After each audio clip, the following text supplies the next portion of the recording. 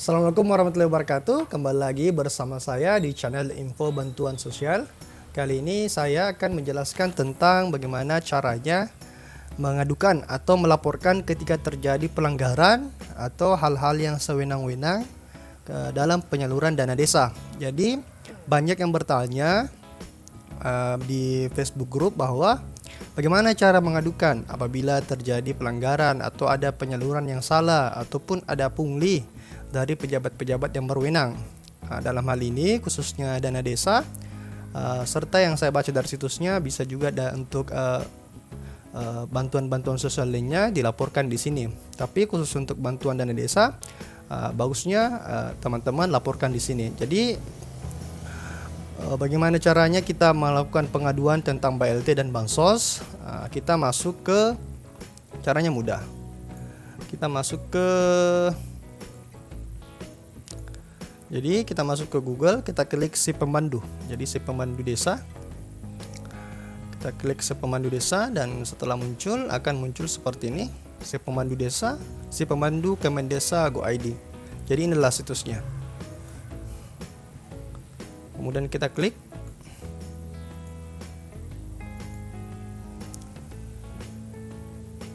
Kita tunggu sesaat ya untuk loadingnya.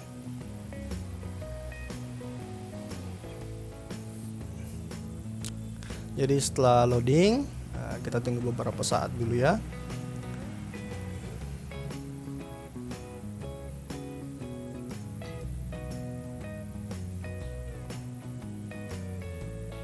Kemudian akan muncul situs seperti ini.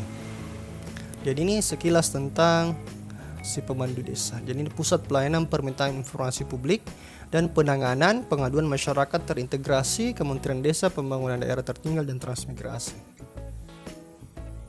Jadi ini si pemandu desa ini manfaatnya itu untuk membuat laporan serta permintaan informasi. Tapi pada video kali ini saya akan fokus ke pelaporan. Pelaporan. Jadi kita klik laporkan sekarang.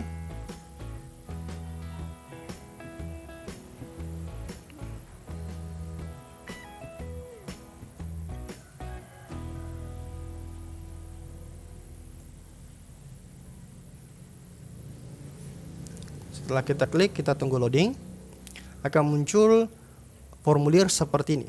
Jadi dia akan mengarahkan kita ke halaman baru, yaitu formulir. Jadi formulirnya seperti ini, form pengaduan, isi form di bawah ini untuk membuat laporan pengaduan, isian yang bertanda bintang wajib diisi oleh pelapor. Jadi yang bertanda bintang seperti ini wajib kita isi. Ini nomor handphone, jadi nama lengkap. Jadi ada baiknya Bapak-bapak, ibu-ibu, teman-teman sekalian, tulis nama lengkapnya sesuai KTP, NIK pun sesuai KTP, jelas. Nomor handphone yang aktif, jangan yang tidak aktif. Ini untuk memudahkan tim pemandu desa, Kemendesa, serta kementerian dan juga ombudsman untuk menghubungi bapak atau ibu. Kemudian email yang aktif, usahakan email yang aktif. Kemudian pendidikan terakhir bapak, jadi apakah itu SD, SMP, S2, S3, sesuai pilihan bapak, ibu, atau adik-adik sekalian. Kemudian pekerjaan, ada baiknya pekerjaan juga isi sesuai dengan yang sesungguhnya, jangan ada kebohongan di dalamnya. Dan apabila tidak ada dalam pekerjaan ini seperti guru, pemerintahan, karyawan swasta, wirausaha, kita pilih lainnya. Jadi seumpama ada pekerjaan lain yang tidak ada dalam ini seperti mungkin tukang batu, konstruksi bangunan, atau tukang bersih-bersih, ataupun pekerjaan lain yang tidak ada di sini, pilih lainnya. Seperti itu. Jadi kita pilih wirausaha saja. Jenis kelamin ada 2. Jadi bapak-bapak atau ibu-ibu, teman-teman sekalian bisa pilih laki-laki atau perempuan. Seperti itu. Jadi yang masih bingung terhadap gendernya, kalian cuma punya 2 pilihan saja ya. Kemudian ini provinsi. Jadi provinsinya pun sesuai dengan tempat teman-teman, bapak-bapak, ibu sekalian tinggal dan kejadiannya. Jadi provinsi sesuai kejadiannya. Jadi betul-betul bapak atau ibu ini saksi ataupun korban. Seperti itu. Jadi memang tahu betul kejadiannya. Jadi kita pilih Aceh. Kita pilih Aceh, kabupaten kota kita pilih. Jadi kalau yang di bawahnya ini belum bisa kita pilih kalau kita belum pilih provinsi. Jadi provinsinya nanti setelah kita pilih akan menyesuaikan kotanya. Jadi setiap provinsi kan berbeda kota. Jadi ketika kita pilih provinsi Aceh, maka kota-kota dan kabupaten yang di Aceh yang terpilih. Apabila kita pilih Jakarta, Jakarta yang terpilih. Kita pilih provinsi Jawa Timur, kota-kota yang di Jawa Timur saja yang akan muncul. Jadi kita pilih coba Aceh Timur. Seumpama terjadi pelanggaran di Aceh Timur ya. Jadi kecamatannya tempat terjadinya pelanggaran itu atau alamat saya. Sebenarnya ini alamatnya, tapi ada bagusnya kalau saksi ataupun pelapor ini ataupun korban ini itu menyaksikan langsung atau menjadi korban secara langsung seperti itu. Kita pilih Rantau Selamat. Desa kelurahan, ini desanya akan terpilih sesuai dengan kecamatan yang ada. Jadi akan ada semua desa di sini dan kelurahan. Jadi tidak akan ada desa siluman ataupun desa yang karena ini berhubungan langsung dengan database yang resmi. Jadi ini alamat KTP sesuai di KTP, tidak perlu ditambahkan, tidak perlu dikurangi. Seperti itu. Ini objek terlapor. Jadi objek terlapor itu Bapak Ibu tuliskan alamatnya. Jadi apabila alamatnya itu adalah kantor desa, tuliskan kantor desa. Apabila alamatnya itu rumahnya Bapak atau Ibu RT atau RW, tuliskan alamat mereka seperti itu. Atau apabila terjadi kejadiannya di tempat lain yang penyaluran bansos tersebut, mungkin ada lokasi tertentu untuk menyalurkan, maka Bapak Ibu pilih lokasi tersebut. Permasalahannya apa? Permasalahannya seperti dana desa. Ini ada banyak permasalahan. Aplikasi Kemendesa, bantuan langsung tunai, bansos, kawasan pedesaan, program. Ini banyak. Jadi untuk ini kita pilih dana desa atau bansos. Kita pilih bansos ya. Atau bantuan langsung tunai bisa juga. Permasalahannya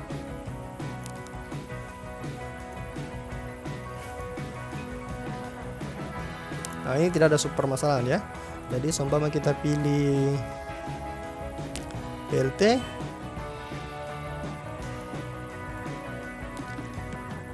permasalahannya akan ada seperti ini. Informasi pendanaan BLT,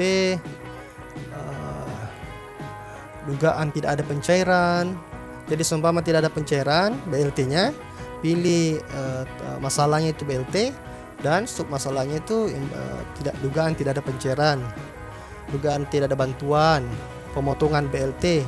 Jadi ketika yang harusnya dapatnya 500.000 atau 600.000, tapi kemudian ternyata dapatnya cuma 200.000, maka laporkan di sini di pemandu desa Kemendesa Go ID. Di bagian permasalahannya itu BLT dan pemotongan BLT di supermasalahan seperti itu. Jadi kita ambil BLT, pemotongan BLT DDA dana desa. Judulnya ini isi sesuka kalian. Jadi judulnya itu apakah memang pemotongan, jadi tulis pemotongan. Jadi kita tulis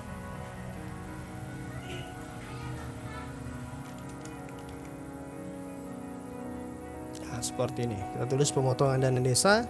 Jelaskan deskripsinya, apa yang terjadi, bagaimana kejadiannya, dan siapa yang memberikan, siapa penanggung jawabnya, siapa yang menginfokan bahwa ada pemotongan, apa alasannya, atau seumpama pelaku ataupun orang-orang yang memberikan uang tersebut tidak menjelaskan alasannya, berikan pernyataan apa yang dinyatakan bahwa uangnya seberapa seperti itu. Dan juga apabila saya harapkan Bapak atau Ibu apabila dalam penerimaan BLT dana desa ataupun bantuan langsung lainnya ataupun bantuan sosial lainnya, saya harapkan Bapak atau Ibu, teman-teman, adik-adik untuk menyiapkan barang bukti. Apakah itu bukti berkas dokumen penerimaan bahwa yang harusnya 150.000 atau 600 seperti itu, atau fotokan uang yang Bapak Ibu terima. Jadi saya harap dalam pelaporan ini tidak ada kebohongan, karena bisa terjadi pelanggaran atau pidana apabila terjadi kebohongan yang mengakibatkan pencemaran nama baik terhadap pejabat desa ataupun oknum-oknum yang bapak, ibu, teman-teman yang laporkan. Jadi harap sebenar-benarnya. Dan apabila memang pelaporannya benar, tidak akan ada pelanggaran pidana di dalamnya. Jadi ini tidak akan berlaku balik ya. Jadi seumpama kejadiannya saya atau bapak atau ibu melaporkan, tiba-tiba si kepala desa atau siapapun itu yang melakukan pelanggaran tahu bahwa dia dilaporkan, dia melaporkan balik ibu, tidak seperti itu. Jadi setelah ini terlaporkan, maka itu menjadi tanggung jawab Kemen Desa untuk menindaklanjuti serta ombudsman. Kemudian saya pesankan, dan ini penting, setelah bapak atau ibu melaporkan kejadian ini, jangan memberitahukan kepada teman-teman ataupun sekitar bapak, ibu ataupun adik-adik sekalian ketika Anda sudah melaporkan oknum A, B atau C. Ini untuk memberikan keamanan serta tidak adanya ancaman seterusnya. Jadi biarkan pihak berwenang menangani secara konstitusional atau berdasarkan hukum yang ada. Serta apabila bapak atau ibu telah melaporkan ke pihak yang berwenang di sekitar bapak atau ibu seperti kantor polisi ataupun kepala desa, apabila hanya oknum di bawah kepala desa yang berkelakuan, maka tapi tidak ditangani secara benar, maka buat pelaporan lagi untuk melaporkan badan-badan yang bersalah tersebut. Jadi seumpama dilaporkan ke kepala desa, tapi kepala desanya ternyata tetap diam dan tidak melakukan apa-apa dan tidak memberikan konfirmasi atas pelanggaran tersebut, maka laporkan juga. Dan setelah melaporkan di Kemen Desa, laporkan juga di situs ombudsman, seperti itu. Pilih file, jadi bapak ibu bisa pilih file apapun, JPEG, rekaman video, rekaman suara, pilih apapun yang bapak ibu punya untuk menjadikan bukti memperkuat pelaporan bapak atau ibu. Ini tidak ada file ya.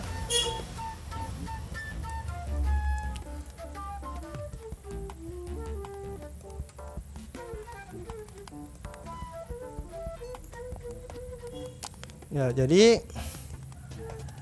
kita bisa kirim setelah terjadi pelaporan. Jadi karena saya tidak isi semua ini, saya tidak bisa kirim ya.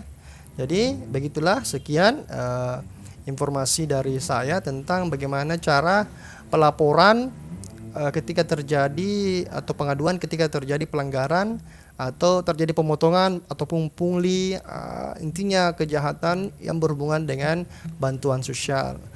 Tetap semangat, tetap sejahtera, jaga kesehatan khususnya di masa pandemi COVID-19 ini. Saya harap kita semua tetap tenang, biarpun terjadi pelanggaran, jangan berlaku dan menindak secara kekerasan. Laporkan dan jalankan tugas kita sebagai warga negara untuk menjaga ketertiban dan keamanan. Kita gunakan format-format atau sarana-sarana yang telah disediakan oleh pemerintah untuk melaporkan hal ini. Tidak mungkin pemerintah ingin uang-uang yang mereka telah keluarkan dan anggarkan lari ke tempat yang tidak seharusnya. Maka kita sebagai warga negara yang mempunyai hak, atau teman-teman bapak-bapak atau ibu-ibu yang mempunyai hak tapi tidak memperoleh hak tersebut, silahkan melaporkan. Sekian, assalamualaikum warahmatullahi wabarakatuh.